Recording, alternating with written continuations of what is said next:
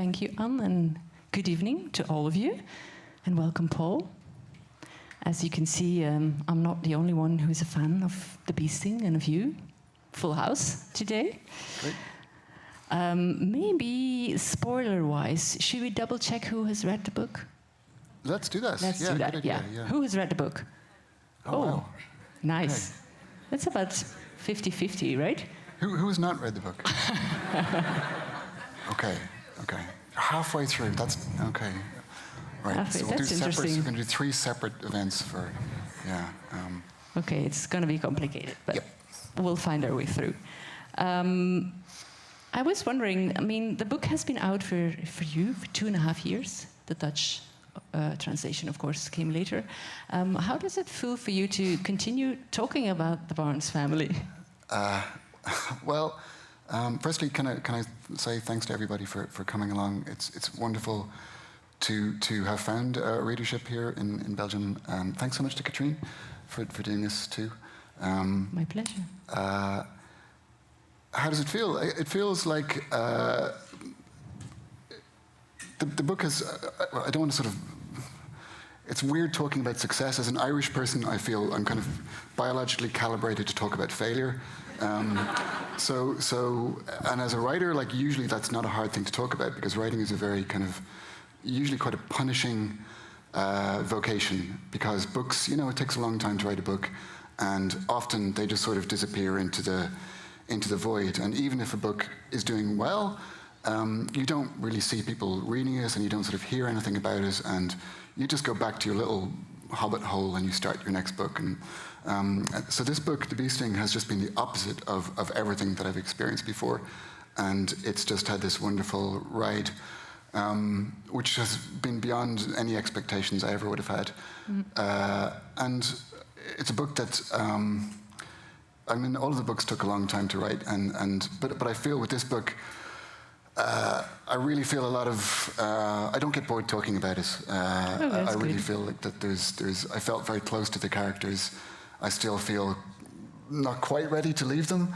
I guess the day will come when I just can't talk about it anymore. But like right now, I still feel kind of like they're around me, like you know, ghosts. Nice ghosts. Warm ghosts. Warm ghosts. But and to think that you were afraid, you said so in the Standard, our newspaper, that, I mean, you are a white 50, I'm quoting you, a white 50-year-old man, that not necessarily a big audience would be waiting for your novel. I thought that was quite modest, but still. Yeah, I think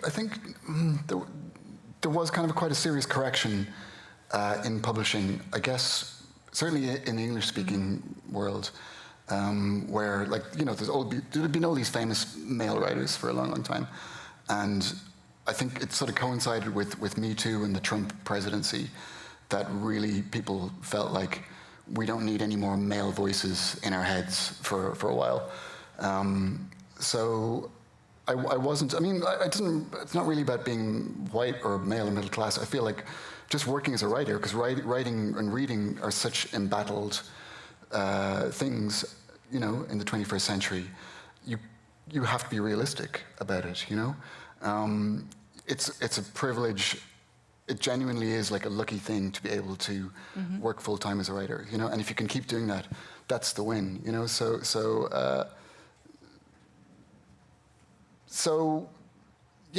I think that it was just I wasn't expecting anything from this book other than, like, for, you know, I liked it. I thought it was a good book, but I didn't expect it to have like the audience it's had. So I guess, like, I mean, the only way that I can sort of explain it to myself is that when I was writing it, there was a moment in my kind of publishing career when I won't tell you the whole story, but after book 3, I spent 2 years working on a screenplay. And I was sort of disillusioned with writing fiction. So I tried this screenplay thing. And then I was even more disillusioned with writing screenplays. It was worse than writing books, was sort of how you'd go. So, but I really wasn't sure what to write. And initially, the book I started to write was a much more kind of commercial prospect, I guess. it was going to be this kind of romantic comedy set in Trinity College in Dublin, where Some of the Bee Sting is set, and a two-hander, so a boy and a girl. Sounds familiar. This is like the year before Sally Rooney brought out Normal People, so it was a good thing that I didn't pursue that. But I was kind of trying to. I was kind of feeling really like. What can I was trying to find something safe for me to write. That like what can I do that will definitely work.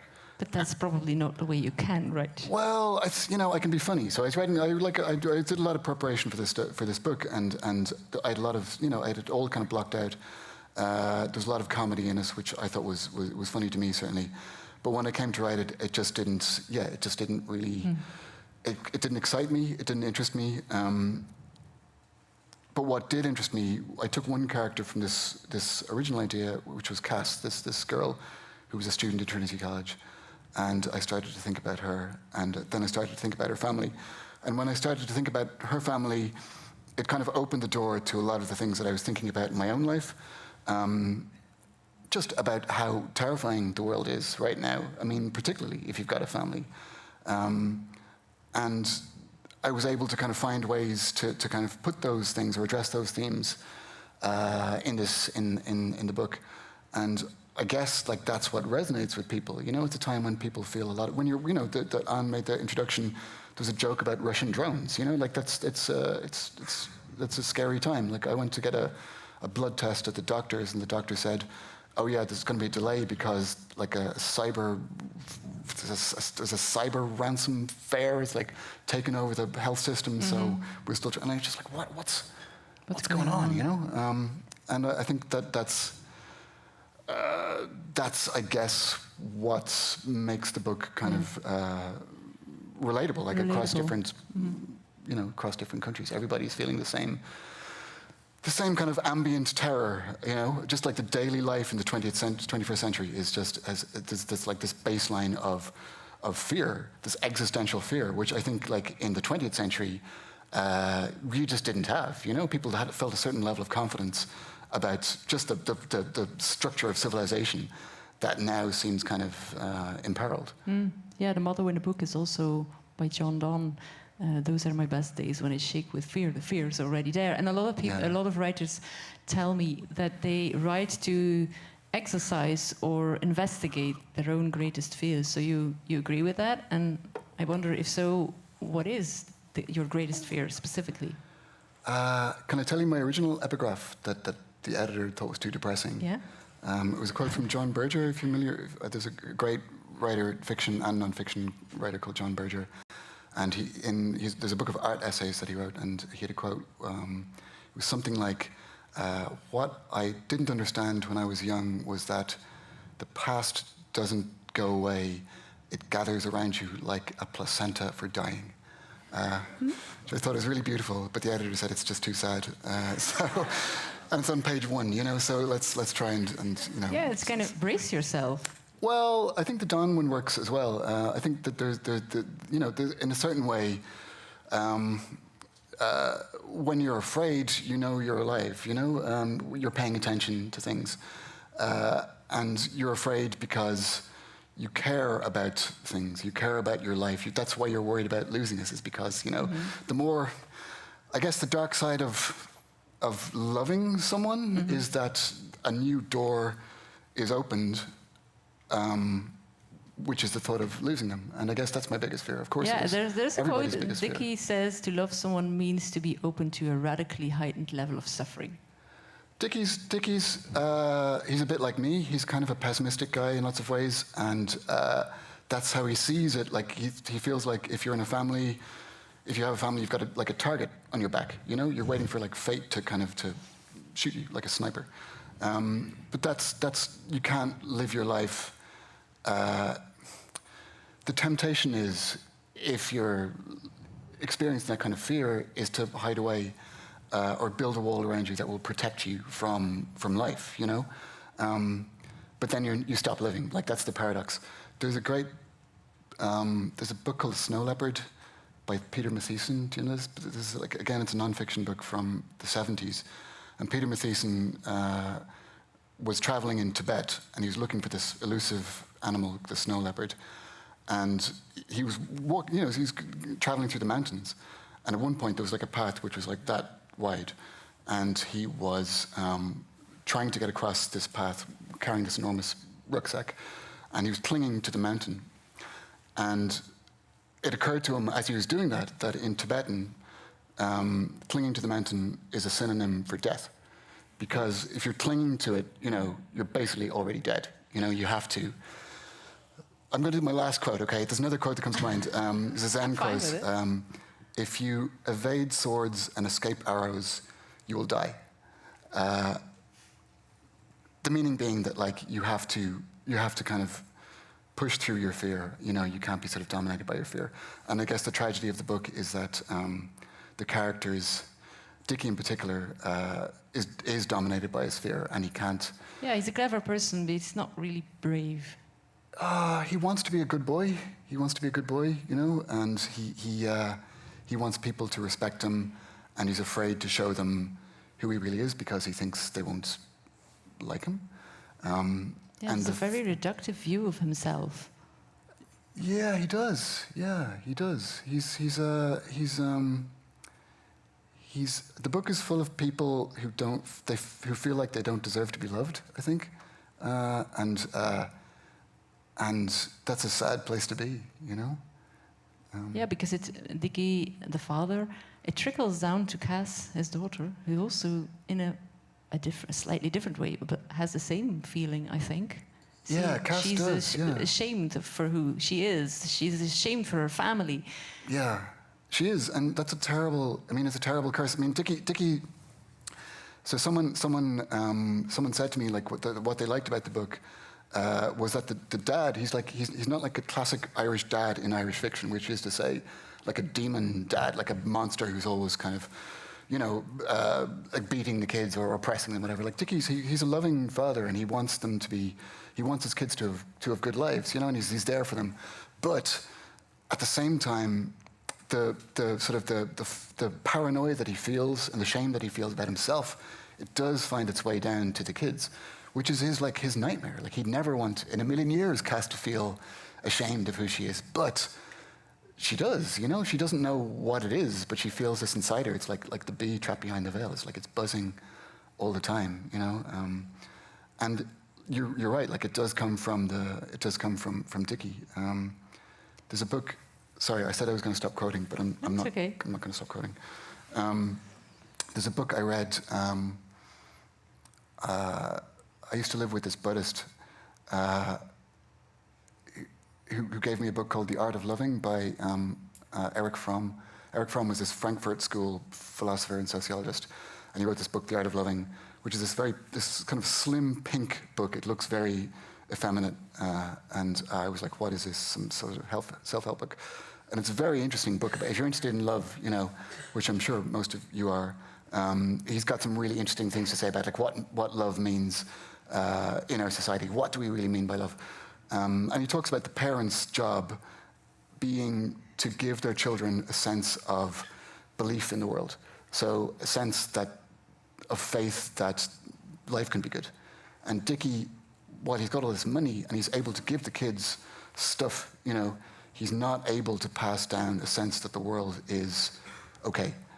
The world because is somewhere. He doesn't believe it. He doesn't believe it, and they can tell. They pick up on it, because smart. kids are like they know what's going on. Even if you don't say it, and even if they don't know, they know. It's there. It's there. This sense of. So that's why things go so wrong. But do you believe that generational chains like that, trauma is a very big word, but still, that they can be broken? Because it's interesting in the book. It's a kind of a discussion whether this is a fate you can escape, whether you have agency or not. Yeah, I mean, it's things do change. I mean, we were talking about shame beforehand in the restaurant, and in Ireland, like if you went to an Irish school, a Catholic school, you were brought up to feel like your body was bad. Like, it's bad to have a body. Same here in Belgium. Right. Okay. Like, it's insane. Yeah. It's an insane way to think. To think that, like, basically, you're in this monster, and your job until you die is to, like, to sort of avoid You know, Just like live from the exactly, from the neck up. And that's certainly changed. For my generation, people don't feel you ought to be ashamed to have a body. You know, you shouldn't feel ashamed to be whatever sort of orientation you have. Like that's not something you should be ashamed of. Nevertheless, if you're brought up that way, it's still like it's in your blood. You know, so all you can do is like try not to transmit that shame down. So like, so my son. But how do you try, maybe? No, I mean, I think like for my son, like it's you know, he didn't go to Catholic school, so he doesn't really know this stuff. You know, he just doesn't know. So again, like he's probably picking up cues from me, I suppose, in some ways, in subliminal ways, but he's not being told, you know, if you do this, this, and this, you're going to go to hell for eternity. You know, so that changes the dynamic a bit. So there's an openness there, I think, now, and there's a kind of a sense that kindness is something that is like a viable philosophy. You know, kindness wasn't really on the map when we were kids. It was really more about, you know, discipline and punish type situation. You know, like kindness was sort of like a secondary thing. Mm-hmm. It's good to be kind to poor people. It's good to be kind to like the leper or whatever it might be. But don't be kind to yourself. Like that's definitely a sin. And other kindness is probably a bit suspect, because are you just doing it to make yourself feel good? But I think to answer your question in a very roundabout way, yeah, I think things do change. Things can change. So Dickie doesn't think that. Dickie thinks that like the world is this hostile place. His neighbours are hiding this violence that is just waiting for the circumstance that will kind of make it spark to life, and then they'll come for him. Yeah, but he has made some kind of Faustian pact almost. I mean, without spoiling too much, he's given up his true self. Yeah. Well, again, I think that's a generational thing, to believe that you have a true self. You know, I mean, I think that's, you know, for my parents' generation, that would have been seen as kind of quite a selfish decision to make. Like so historically, like Ireland's a country with a lot of emigration, so people would leave, you know, to have better lives, but often they'd come back because their parents were getting old, and they'd come back to very, very difficult situations because people had large families. I won't give you a whole history lesson, but people had large families, and the family farm would be broken down into like small little, you know, mini farms. And it was almost impossible to make a living on these farms. But they'd come back. So my grandfather came back from New York, you know, to County Monaghan, because that was his duty, you know, and the idea, and that was more important than being your best self. Yeah. And who's to say that, like, which is right, you know? I mean, it's to me it seems, and to you it seems like, well, you can't deny yourself. You've got to follow your path or follow your dreams. But there's a strong argument you said, like, well, if your parents are dying, your job is to go back and take care of them, you know, and that's how it ought to be. And there's no right answer, you know. It's an interesting balance, because you can go too far on one side, duty, and forget about yourself, like Dickie does, and you can be too individualistic on the other side. So it's a balancing act. I think you have to be honest with yourself. I think what Dickie is not honest with himself. So he's not saying at any point, I don't want spoilers for the spoilers people, but like he has a path open to him at one point, which seems like it offers love. Like it offers like just a world where he can live authentically and be happy and share, you know, his life with someone else who cares about. And he walks away from that because he's afraid. Yeah. But it's a very lonely choice. Well, I don't think he acknowledges the choice. I don't think he banishes that self. There's a bit in the book where he talks about, like, he takes that self and he puts him in the basement and he locks the door like a bad dog. He just leaves him down there chained up in the basement, never to be thought of again. And that's not, like, I think, like, whatever you do, you have to sort of be honest with yourself, and, you know, hopefully that will illuminate what the best choice for you is. Like, there's a good bit in Anna Karenina, where I think it's Kitty. Kitty goes to a sanatorium. It's a long time since I read that book, but this bit really stuck with me. So this girl, Kitty, goes to a sanatorium, which I think is some sort of like hospital, and she meets this very wonderful, loving girl who's just super kind to all of the other patients in the sanatorium.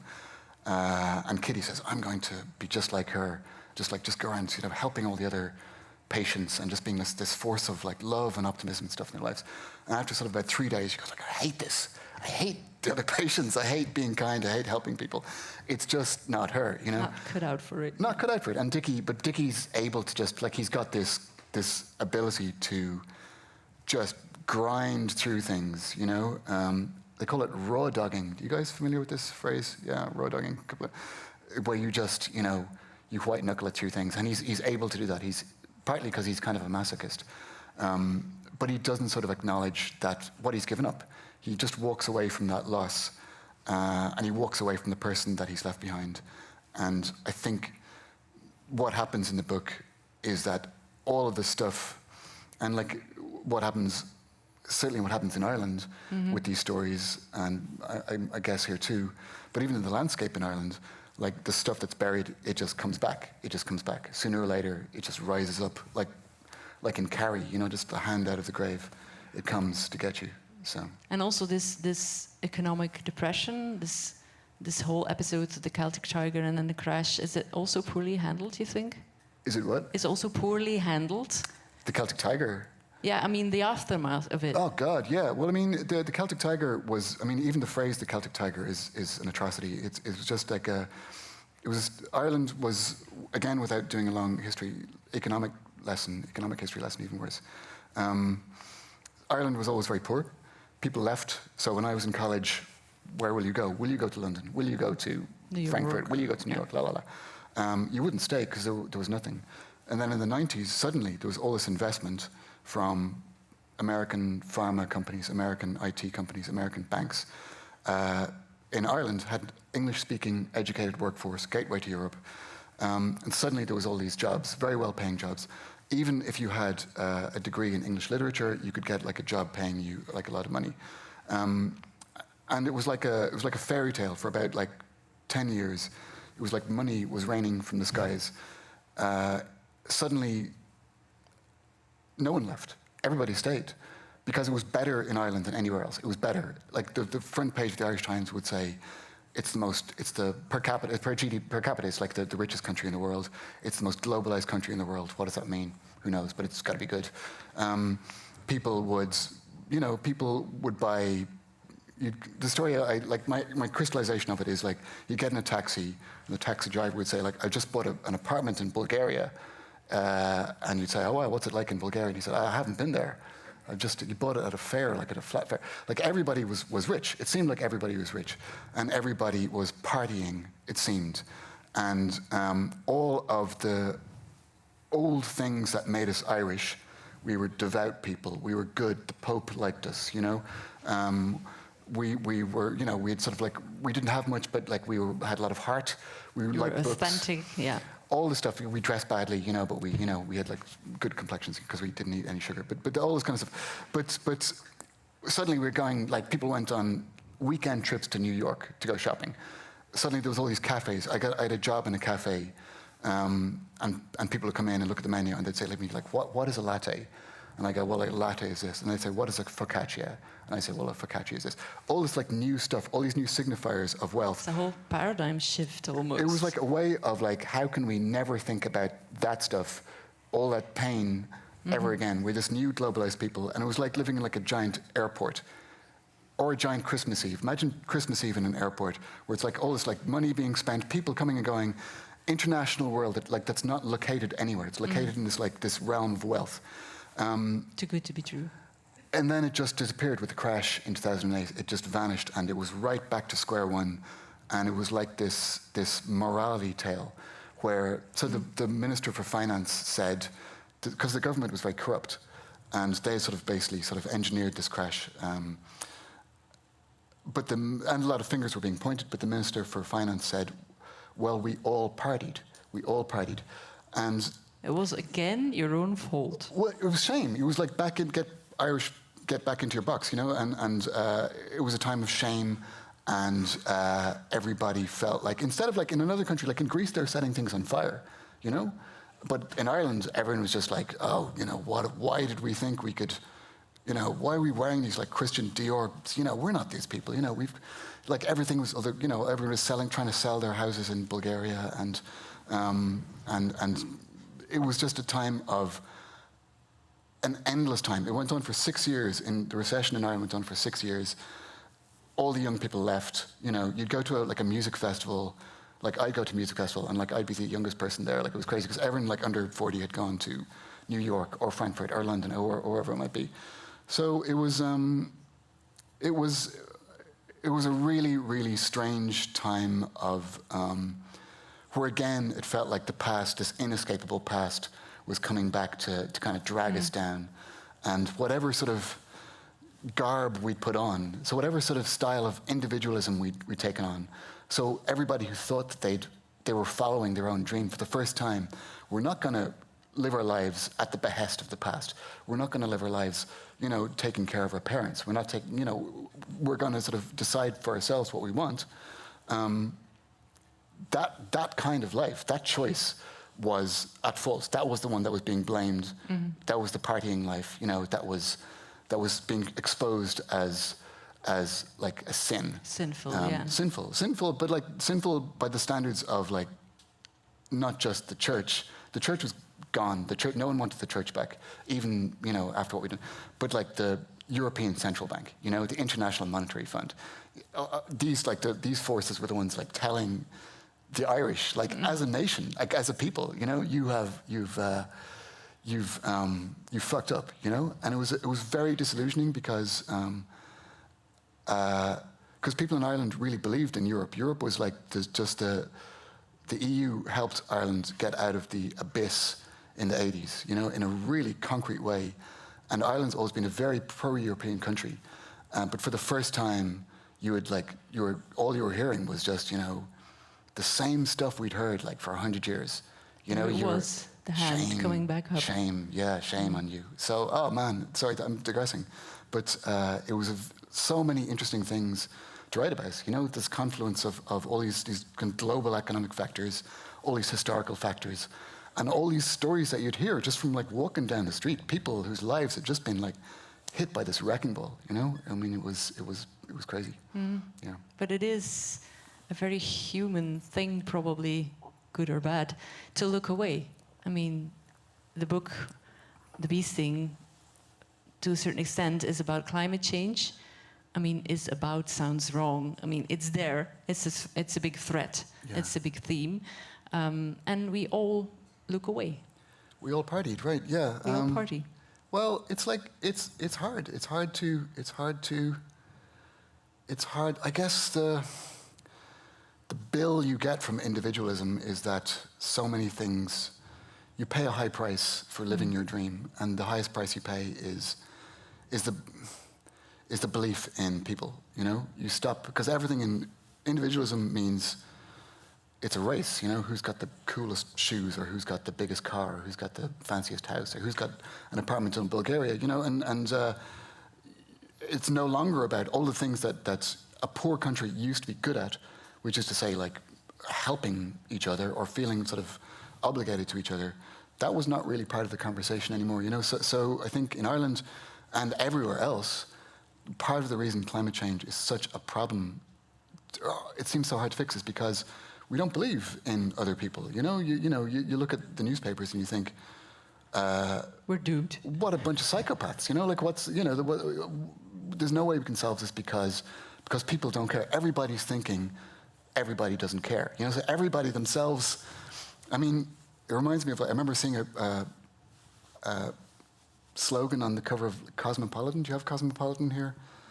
Do you know, it was like it's a very sort of fancy women's magazine.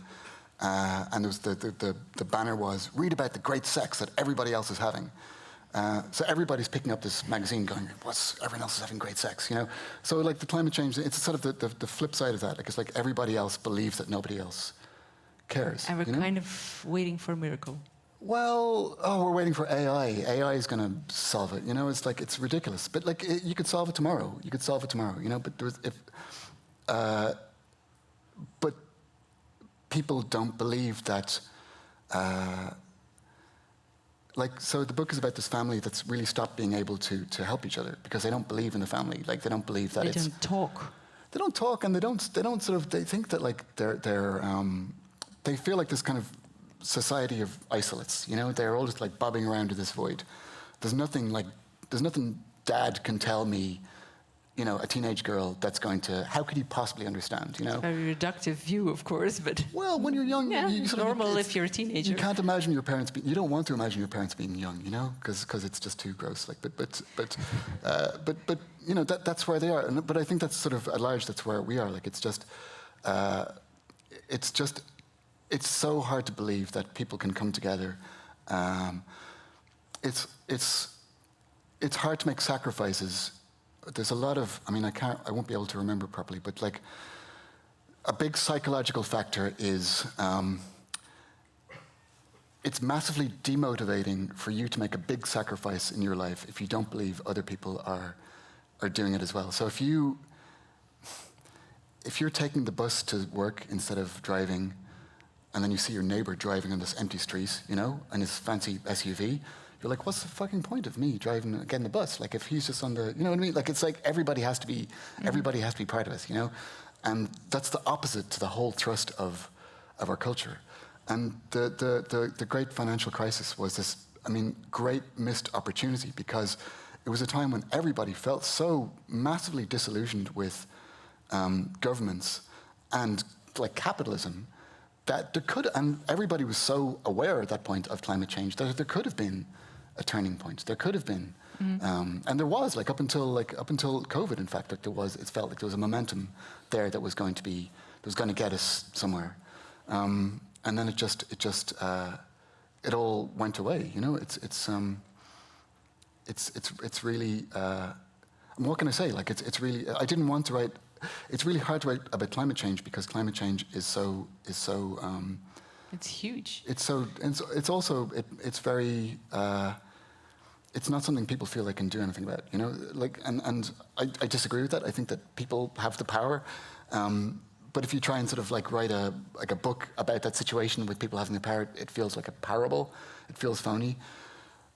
So I just wanted to write about I wanted climate change to be in the background because I think if you're a teenager now, I remember someone talking about like the publisher going on tour with a novelist who's about the same age as me, and she said she was describing this novelist going to a school and talking to the kids about climate change and like the dangers of climate change, and she said to me like those kids, like it's in their blood, like it's just there like all the time. He doesn't need to tell the kids about climate change, you know. Yeah, but writing about a teenager, you can't not mention that because it's. Yeah, well, it's hard for the teenager because she's watching that generation completely fail. Mm-hmm. Like the head of the UN called like the failure to meet the 1.5 degree limit. He said it's a moral failure. It is a moral failure. You know, it's like it's really frustrating. I mean, I don't even think I can talk about it because it's like it's just such. I feel like it's just this endless series of dead ends. It's so sad and it makes me so angry, and yet like it just gets worse and worse and worse, you know. And do you agree with Ali Smith then? That in fiction there's a kind of truth that can't be said any other way about this, but about other things as well. Yeah, I think that like for me that's why the book was so. So I was writing it. I started it in 2017, but I was writing it during COVID. And I was really grateful to have it during COVID because I was feeling like just freaked out and afraid and sad and like lonely because I couldn't see any of my friends. And but I could go to this book, and I could all of those feelings could kind of go into the book. Without wanting to, it's not sort of about like telling things that are true. It's more about just being able to express how you're feeling, the truth of how you're feeling. Dealing with them. I don't even know if it's dealing with it. I think it's just sort of it's expressing it. It's like there's limited opportunities for people to express how they're feeling, you know. But in fiction, yeah, you can kind of get at these. You're trying to get at what's underneath the surface of, like, for me, like, I'd never written a book about sort of just set in it's just a normal family, you know. When I was like a younger writer, when I was like in my 20s, I thought like that was so boring. Like, what's more boring than like a family? Oh my God! Oh, they're driving to school. Jesus Christ, you know.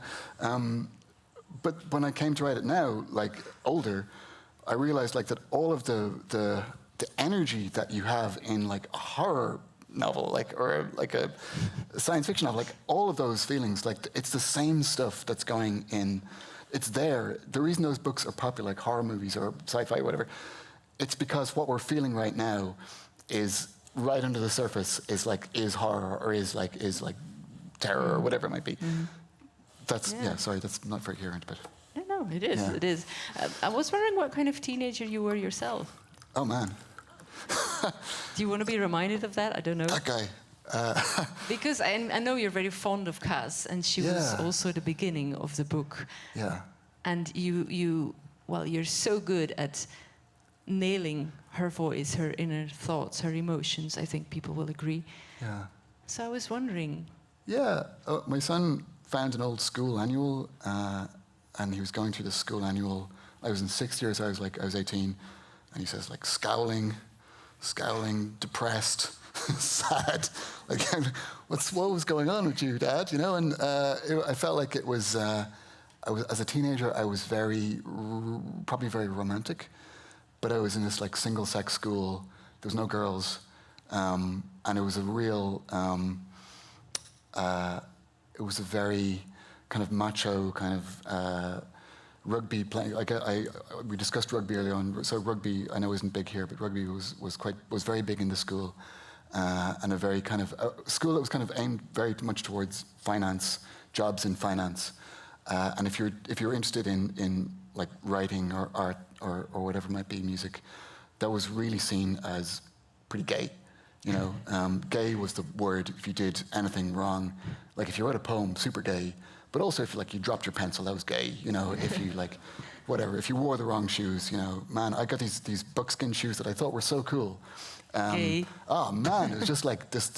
I almost had to like just throw them out the window before the school day was over. So it was a difficult environment. It was good because it was like if you could get through that, you'd get through anything, you know. And I was writing all the time as kind of an escape mechanism. I would write just sort of like I'd write sort of sketches, like funnies, comic sketches about, you know, the teachers and the pupils and stuff, and I'd write sort of humorous poems. I wrote like, you know, this David Lynch type screenplay, and I wrote this like Nick Cave type novel, and all this kind of stuff. But it was very, it felt like I wanted to live in the world of art, you know? I wanted to sort of transcend.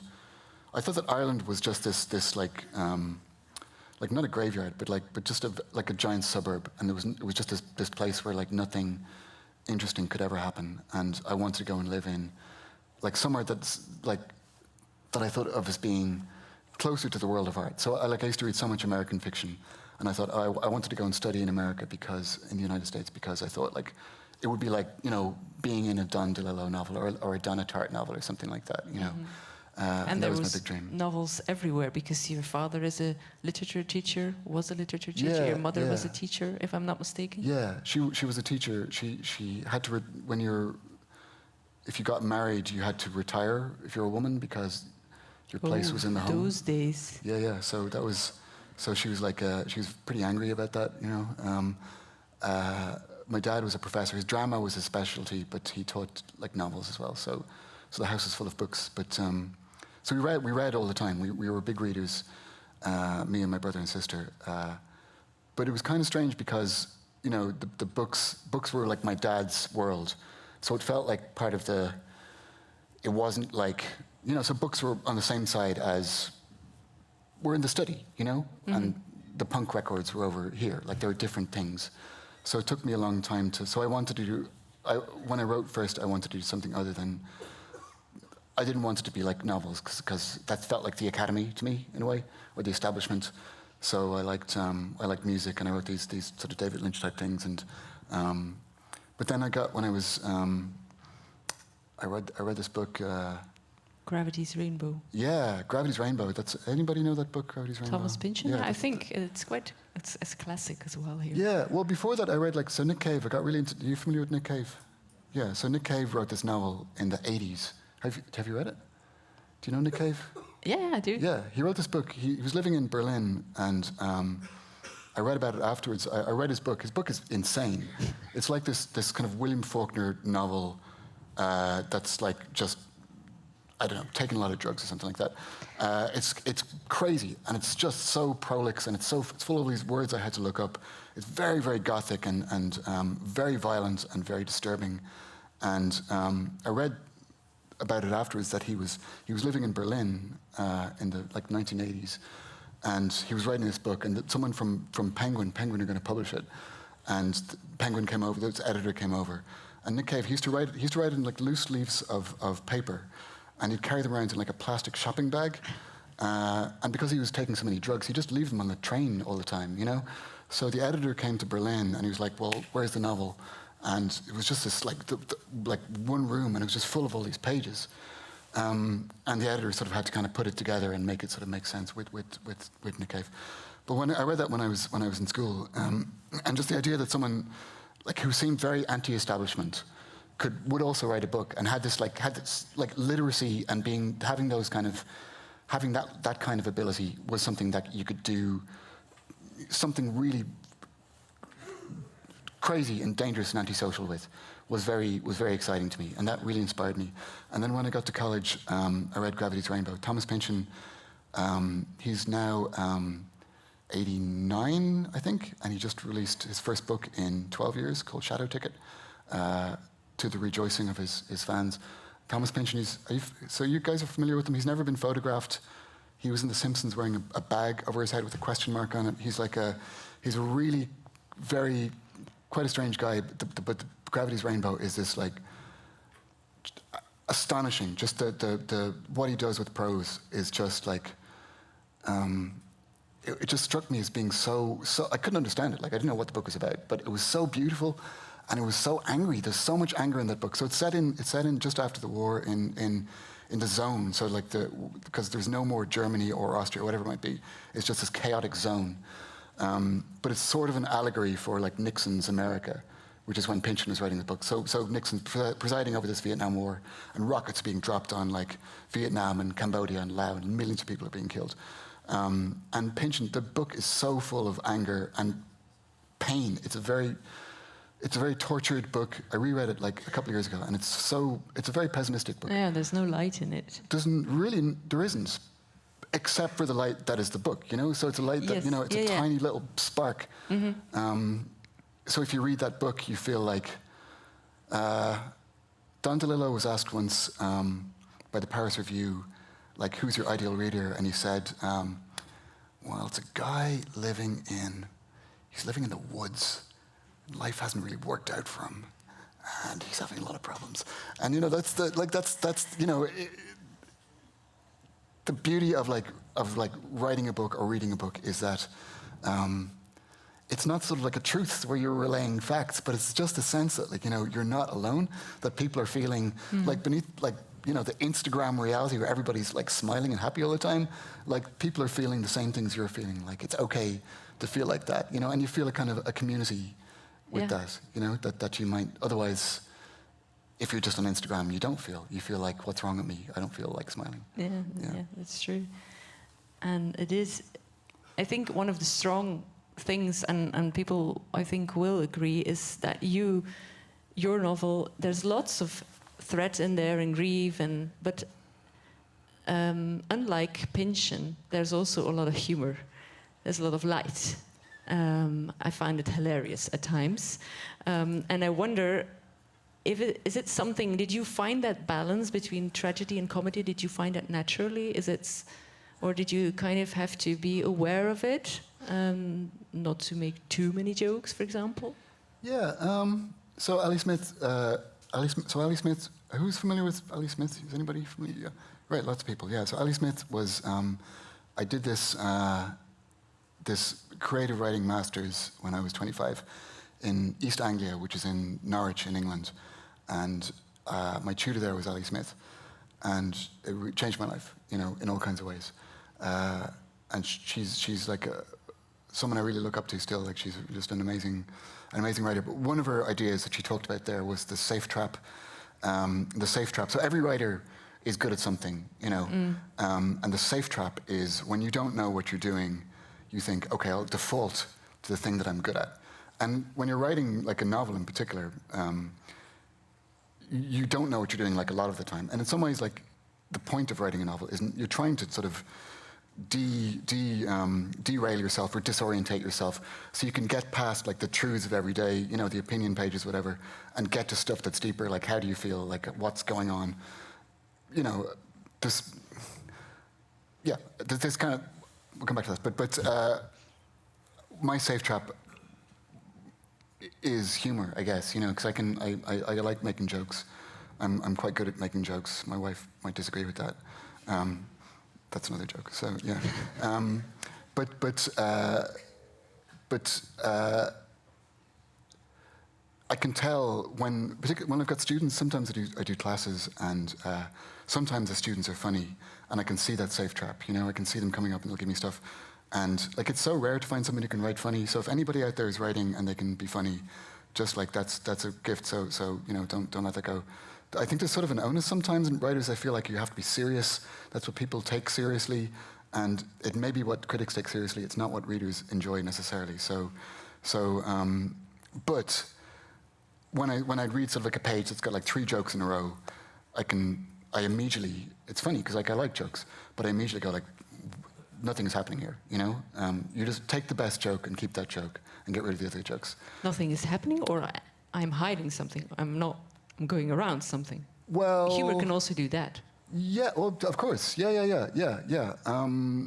So with this book, like I would naturally see things in quite a funny way. I think that or a comedic way. I mean, life seems quite sort of ridiculous to me a lot of the time. But yeah, I wasn't going like this page needs more jokes at any point, you know. But I feel like the beauty of humor for me is that if you put in like sometimes people feel like, you know, if you write something funny, it's just like a Garfield calendar or something like that. There's no possibility of it being anything other than funny. But for me, like what humor gives you, if you have jokes in there, it gives you an opportunity to go to much darker places because they counterbalance each other. Mm-hmm. You've got this it's like an obvious kind of light and shade thing. So like, I really don't like books that feel like monolithically dark, where someone is just going, you know, and here's more, and then he was tortured, and then he got saved by the police, but then the police tortured him, you know, and you're like, I hope he doesn't get tortured. No, he's got tortured by the guy who broke him out of jail. He's torturing him as well, like this. Like it feels not true to life to me, you know. Like I feel like there's like. On one level, like, joking is something that Irish people do. I don't know about Belgians. Are Belgians funny? Do you feel funny as a people? No. Oh, no, really? Okay, all right, yeah, okay. Okay. I think in Ireland, people are good at making jokes because Irish people are... You're sort of expected to be able to tell stories, you know? If you go to the pub and people are drinking, you know, you sort of... They expect to be entertained. Tell me a story, you know, that kind of thing. So lots of people are funny. Lots of people aren't funny, but they think they're funny, which is like, that's quite a bad thing to be. But it's a great way of distracting people, obviously, like to build this kind of like labyrinth or smokescreen, you know. It's a good way of sort of, you know, it's a classic thing. The comedian is the one who's sort of crying on the inside. But on one level, so the characters are naturally sort of predisposed to saying funny things. But also, like, there's a lot of irony in there, I guess, because, you know, Cass is a teenager. She takes herself very seriously. But, you know, the things that she's thinking about, like, to me, are, like, not that serious. Or the things that Elaine is saying to her. Elaine, she's got this terrible friend called Elaine, who is just this awful kind of... We would say a toxic friend. Yeah, she's just, like... I think she's a phony, like, but maybe other people don't. When I was working on this film, so I worked on the screenplay before I wrote The Bee Sting, and it got made into a film, but it was a difficult process. It was about these two girls, these two sisters, and one is this kind of very kind of introverted, hostile goth called Emma, and her sister is this like very pretty, kind of preppy, bubbly, naturally kind of vivacious. She's got a part-time job. She's got a little car. She gets on well with her parents. All this kind of stuff. When I bring in the screenplay to the producers, there was always this problem that they said, like, Emma the goth, she doesn't do anything. She just sits around making like sarcastic remarks. And her sister, she's always like she's going to places with her car. She's working in her part-time job. She's saving up for this and that. And I was saying, well, yeah, but the sister's terrible. I hate the sister. They were saying, we love the sister. The film should be about the sister. And it was really shocking to me. That like we were just on such different wavelengths. But I guess that's what you can do with fiction that you can't really do in a film. Like in a film, it's all about like people being extroverted and doing stuff. They're moving around, and if they're talking, what they would tell me is that like if you've got a page of dialogue, it feels really long. And if you're watching it on a screen, they would say like that page is going to feel to an audience like it goes on forever. But so Cass was a much better vehicle for that kind of character, because she's someone who feels she feels directionless. She feels like there's nothing that she really wants to do except be with Elaine. She wants to be with Elaine. Really, she wants to be Elaine. She just doesn't want to be her. She just doesn't want to be herself. And the only sort of exit she can see is to try and kind of morph into Elaine. Especially, she doesn't want to become her mom, because she has a very flat, shallow image in the beginning, at least. Yeah. You think that Imelda, the mom, is just a selfie-taking, shopping, shallow woman, and that is the interesting thing. I think when you come to her section, it's quite interesting to see. She has a whole past, and there's a lot more behind this woman. It's also something I think you can do very well in fiction. And I was wondering, you told in a previous interview, you said that you're most proud of Imelda's voice because she was the hardest to crack, and I wonder what she embodies for you. She's not funny, I guess, for starters. So I guess that's quite a long stretch. There's not that many jokes in her section. She has no reasons to be. Well, no, sometimes that's a good reason to make jokes. It's like that's the time. She's just not funny. Okay. She sees things in a very. I feel like she sees things in a very. She doesn't really hide. She likes being rich because she can buy stuff. But really, when I was writing her character, that's what became apparent to me quite quickly. That she doesn't, from herself, when she's talking to herself, she doesn't hide things. Like she's very kind of connected to what happened in the past, and she's very connected to how she's feeling right now. And she doesn't try and look for the irony in situations. She doesn't try and find the humor. She doesn't make jokes. Like she's just telling the story, and that was very. It felt like, to me, it felt quite. The reason I was proud of it is because, like, one of the reasons, like, the writing life is just full of being worried about things. You're worried about like you're never gonna finish your book. Then you're worried no one's gonna read your book. Then you're worried you're gonna have to speak to a bunch of people, and then. You're worried about writing the next book, and how do you write? How are you not going to say the same thing? You're always looking for new things to write about. Like, I don't want to repeat myself, So it felt like that was something that was new, because here was a character who was just telling you what had happened, And some of the stuff that has happened to her is quite funny. She's got these friends who are, have this comedy in these conversations with her friends, but a lot of it is just her telling you how she feels, and. I found that, for me, it felt like a risk because I didn't get to show off. Like I didn't get to show like, oh, here's some good jokes, or here's some fancy writing. Like here's some like a complex sentence. Like Dickie, the next chapter after Imelda's bit is Dickie, and Dickie's like a very clever man, and he's been to college, so he speaks in these kind of long sentences with like lots of semicolons, and he thinks in this kind of quite self-regarding ways, and he's quite sort of he likes to kind of parse things in a quite analytical way, and he uses a lot of metaphors and so on. And she's not doing any of that. You're just getting this. So there's no. So people would say like, oh, why is there no punctuation?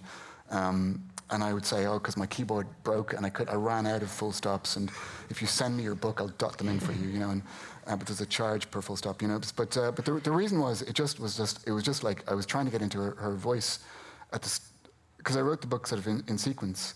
So I'd have Cass's bit, and then I'd start writing PJ, and I go like, oh God, what's his voice going to be?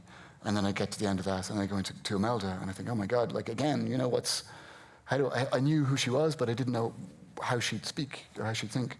And she starts in this very difficult situation. She has to go to this dinner, in this fancy dinner in a hotel with lots of guests from the town, and she's feeling very, very nervous and very trapped in this car, and she's just very, very. She really feels like the world's just coming down on her, and I wrote that like, you know, as you would a normal sentence, with like, by which I mean not to be sort of, you know, didactic about it, like with commas and full stops and things. And then quite quickly it just felt like wrong, because she would, if you got a text message from Imelda, it would definitely not have any full stops or commas. It would just, you'd be going like, what is this? What's happening in this? Because that's the way she just thinks. It's just this barrage of thoughts. And life is always getting at her, so she's always like on the run for something. Well, you know, the way I would think about it was that like everyone in the family has had money. They've always had money, you know, except her. So she knows what it's like to be poor. So there's a bit in the book where she says, you know, you go to the fridge, what's for dinner? Nothing. You know, you go to the cupboards, what's for tomorrow? Nothing. You know, that's what it's like to be poor. It's very concrete and unironic. You know, it's a simple thing. But if you're a middle-class person like me, it's not a straightforward thing. You think, how can there not be food in the fridge? How can there be no books? How is there not a table? How can you have no table? But that's what it's like, you know? So I was just trying to get into that sort of space, and where she's seeing this, the family's run out of money. Dickie knows on one level that they've run out of money, that things are getting bad. But on another level, he thinks like, I can't ever be poor. Like I can't ever be it's the same way we think like even if climate change goes up to like sort of, even if it's like plus 4 degrees or 10 degrees, you know, presumably we'll still just keep going to life will continue as normal. You know, it's impossible to imagine things being different. But she can see it. She can see that coming back. And like in that way, she has a kind of insight that the others don't have. She sees that things are fragile, you know, and she sees that things have to change. And Dickie can't see that. He thinks that like all he thinks is like, how can I cover things up so it looks like things are the way they were? And that's the way like that you know, everybody was thinking. Like, and when the Celtic Tiger died, it was just like, well, what can we do? What can we do to get it back? You know, how can we get the money back so we can put on the disguise again? And it took a long time. As quickly as possible. Was it? As quickly as possible. Well, it was like very quickly became apparent that it wouldn't be possible. But that's like a hard lesson to learn. So Imelda's different insofar as she thinks this family is at a crisis point. Crisis in Greek meant crossroads, I heard recently. Did you know this? It's really interesting. So, or decision, maybe it's decision. Yeah, so it's like, you know, something's got to, we've got to do something, you know? Instead of continuing to procrastinate, which is like what the rest of the family is kind of doing. Yeah. So like at the end of the book, like I think like in the book, it's quite a sad book, spoilers, but it's at the end of the book, you know, my editor, when she was introducing the book, she said my editor's like super clever, and she went to Oxford, and she said she had this classics professor, and he said the difference between Greek tragedy and Shakespearean tragedy is, after a Greek tragedy, the audience would leave saying, what a shame, it had to be that way. And in a Shakespearean tragedy, people would leave saying, what a shame, it could have been different. And then she said, which is this? Which is this, you know? And I'm not sure, like, I think, like, you know, in a way, the characters they feel like they're trapped in a machine, and they are trapped in a machine, you know, that's just carrying them further and further and further into this darkness, and there's nothing they can do. But it's like the machine it's one that they've created themselves, you know, and they're operating it blind, and if they just open their eyes, they could stop, you know, and that's the. If they'd just be honest, if they just talk to each other. It's quite simple. So, and Imelda, I think, they're all at that point. They're all at the end of the book. They're all at that point. You know, Cass can see a future that's better. PJ can see it. She can see it. She can think like, my marriage is like, it is what it is. How can I make that work? How can I make this marriage work? And she thinks like, how can I help my brother? How can I, you know? But she can see a way. She can start thinking about it. But Dickie can't do that. Dickie's at a point where like he's the clever guy. You know, like I guess the big lesson of the Celtic Tiger for me, or one of the big lessons was, you know, the clever people. The category of the clever fool is like one that's like heavily populated. I think like just the world is full of clever fools, and part of the thing of being a fool, and I say this as someone who's just been talking for an hour, is that they just keep talking and talking and talking, like they know what they're doing. You know, at least I'm not saying that I know what I'm doing. Like I think if you're a writer, writing is just this constant lesson in you know, grappling with something that's too big for you ever to understand. But like in Ireland, all through the Celtic Tiger, all we were hearing from these economists was like, you know, it's a new paradigm. It's going to be different from now on. We're never going back. Just keep doing what you're doing, you know, and everyone is just going to keep getting richer and richer and richer forever. And now you look at the news, and it's like the AI guys saying, you know, if we all just burn like 20% more fossil fuels in these data centers and like sack, you know, 1 billion people, things are going to get better and better and better and better. And I think folks at this stage feel kind of skeptical about that kind of talk. But at the same time, that they're the guys with the mic, you know, and like the clever people are still kind of running the show. The point being there that like Dickie is someone who is clever, but he's not true to himself. And if you're not true, which I'm betting you $100 million, like Sam Altman and all those guys are not, then you're not going in the right direction. Yeah. And we can't say anything more about the end. Well, if someone wants to ask a question, they can ask. But I think it's time to open up the floor and see if any of you have questions. I think we have time for 2-3 questions. If anyone wants to ask something. Yes? Do you have any explanation for the success of Irish writers, like over the last years and centuries? Oh yeah. Something in the Guinness? I don't know if the people here heard it, if he has an explanation for the success of Irish writers. Oh yeah. Is it because we drink a lot of Guinness? I think so Guinness is having a moment right now. There's a lot of excitement about like you guys familiar with Paul Mescal and Fontaine's DC and you know, there's a lot of Ireland is culturally doing a lot of good work, and it's really interesting because during the Celtic Tiger, not to keep banging on about this stuff, but it was so interesting to live through a time when you were being told stuff. You were being sort of like told by like the people who run society in a very literal way. This is how things work, and we know this, and keep doing them, and things get better. So during the Celtic Tiger, when Ireland became this, from being like sort of like a poor place that was culturally quite strong, culture became really kind of unfashionable. And Dublin became a really expensive place to live. So a lot of my friends would leave, they'd go to like Berlin or wherever it might be, because they couldn't afford to write books in Dublin or be in a band in Dublin or whatever it might, you know, that kind of thing. And then after the crash, everyone sort of went back to the artists saying, really sorry about that. We're now ready to hear your, you know what you have to say. And it's been a really, really strong time for Irish writing in particular. I think there's all kinds of writers coming up who are like, you know, young writers who are like really exciting to read and really, you know, give me a lot of. It's really wonderful to see that, you know, that they keep on being new writers without putting. I can't put any kind of more cleverly than that. Or it's Is it because of Guinness? I think it's because, like I think it's because we drink less Guinness. Like in the past, writers did drink an awful lot because it was really like a tough place where you got banned. Like people would ban your book through the 60s and 70s. Lots of writers had hard lives, really hard lives, because they couldn't. No one could read their books because they were banned.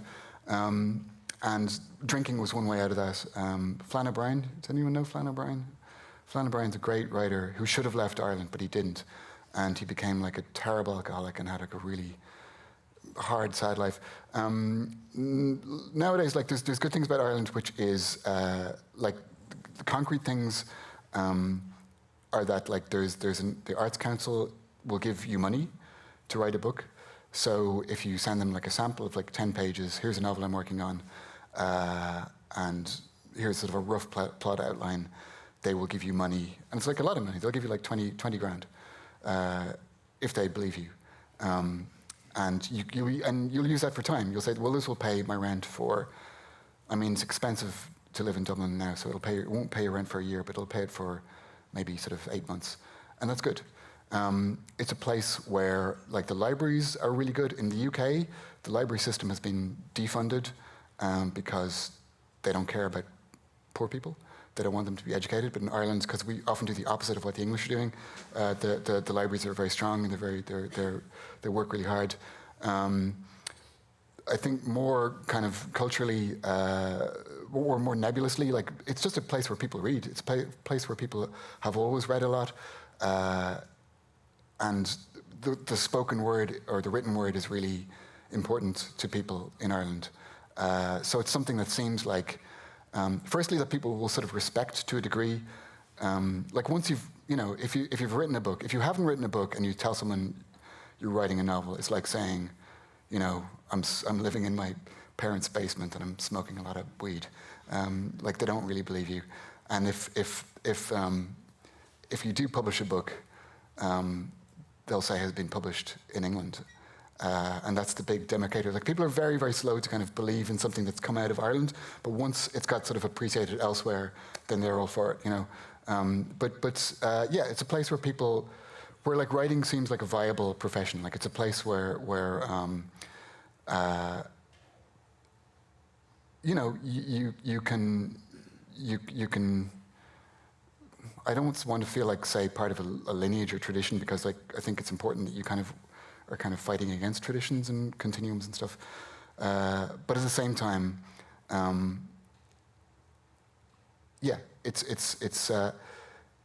it feels like a scene that's alive. Put it that way.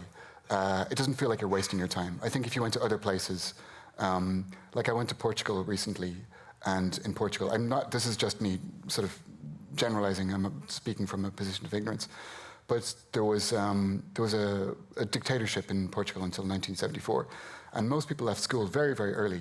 I think around age 9 was the average, and so the literacy rate was very low.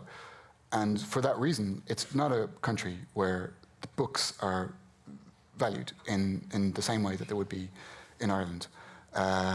So they've got other things, obviously, but I think Ireland is lucky to have that kind of that even from being historically very poor.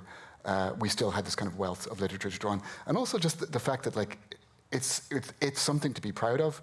Like when I was a kid and Ireland was like just this kind of backwater, we still had writers that everybody in the world had heard of. Like everybody had heard of James Joyce and Samuel Beckett and William Butler Yeats and Oscar Wilde. And more recently, like Roddy Doyle and Pat McCabe and Anne Enright and so on and so on. So it was something that felt like you could do. And it still feels like something you can do. Thanks. One more question, maybe? Yeah? I was wondering, in general, what has it meant for your career and for your reach? Because there are like big names of big superstars now with a huge base fan from book clubs like Dua Lipa and recently Natalie Portman last month. And I'm wondering, you are here today with a small crowd, but that must, influence your reach and your success of your book after so many years. And how has it influenced your career, and also how does it feel for you as an author to have such a reach? So the question is, how does it feel to have a big reach now with this book, because it's, amongst others, supported by or cheered on by Dua Lipa and Natalie Portman and Yeah. sorry, I'm not Dua Lipa. Can't do No, that. Dua Lipa did her book club. She chose it for her book club, and that was really exciting. It was kind of terrifying in a way, you know. It was really crazy. Seemed like a nice conversation. I had no idea what I said. I was just like talking, and I was, I kept thinking that's Dua Lipa. So I don't She know was what thinking, I said. this is Bob Murray. I don't think she was thinking that, but it was great. It was really wonderful, and I think she's an amazing figure. Like she's just she's so busy. She does so many things, but she's really dedicated to reading, and she's really dedicated to getting her fans who are younger to pick up a book. You know, and that's a really just fantastic thing to do. You know, and that was a really wonderful. It was great. We went to see her when she played in Dublin, and me and my wife and my son and his bestie went to see Dua Lipa, and that was very cool. And Natalie Portman, when I was in the first time I was in New York, it was 2004. My first book had just come out, and I went with my wife. She was my girlfriend then, and we kept seeing celebrities. It was really strange. So we saw we saw Ben Stiller. We were like, that's Ben Stiller walking down the street, and then we saw I've gone blank. The guy from Wayne's World. Mike Myers. No, is it Mike Myers? Yeah. We saw him, and we saw we were in this little restaurant, and it was a chutney restaurant. We just wanted to get a coffee, and what was it, chutney? Anyway, and it was Natalie Portman was across was the other side of the counter with her friend, and I was saying to my wife, that's Natalie Portman, and she said, yeah, it is. I think it is Natalie Portman, and I said, should I go and say hello? And she said, I don't think you should. And we were back in New York. We were back in New York in 2023, and just on holidays. And we were walking around. And we walked past the same restaurant, and I said, "That's the place we were in. Remember, it's Natalie Portman. Will we go in?" And she said, "Do you think Natalie Portman has been waiting there, just for 12 years, just in case you come back and you want to, So, anyways, that's all amazing. To answer your question, sorry. It's great. It's like I say. I mean, it's when I was writing the book, I felt I'm naturally quite a pessimistic person, and I felt books are really it's just people's attention spans are so fractured. People don't really like to read long books anymore. People don't want to read books by a man, and so on and so on and so on. And everyone's on TikTok these days and all this kind of stuff. And this book has just been this refutation of all of those ideas that I had.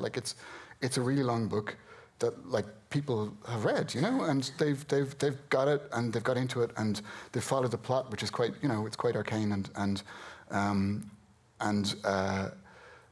it's just had this reception all over the place. That's just been it sounds so sort of it's a truism. It's really a dream. It's really sort of feels like a miracle. All of the things you could possibly want from publishing a book have happened to this book, and I'm getting touching wood, in case the lighting falls on my head now when I die. But no, it's anything. It's just been this. It's refutation of life to me. Saying you're such a pessimistic person. What do you think of that? And it's great. In terms of my reach and so on, and my career going forward, I feel like if this had been my first book, I'd probably be driving a Lamborghini and living in New York and doing a lot of coke with Don DeLillo and whatever it might be.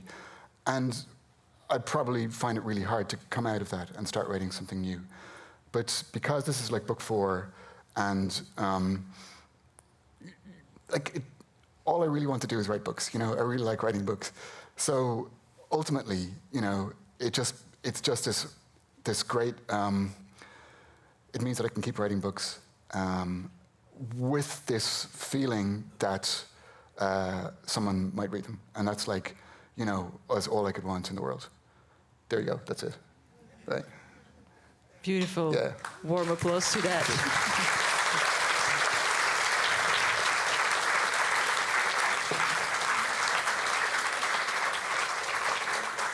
Thank you so much. Thank you for your generosity, for being here. And I'm going to add that I hope you will actually sign your books Of course. for a while here in the foyer. Yeah. But again, thank you very much. It was very interesting talking to you. It's a very generous book, so everyone who hasn't read it, try and find the space and time to do it. It's well worth it. So another big round of applause, please, for Paul Murray. Thank you. Thank you. Thank you, Katrien.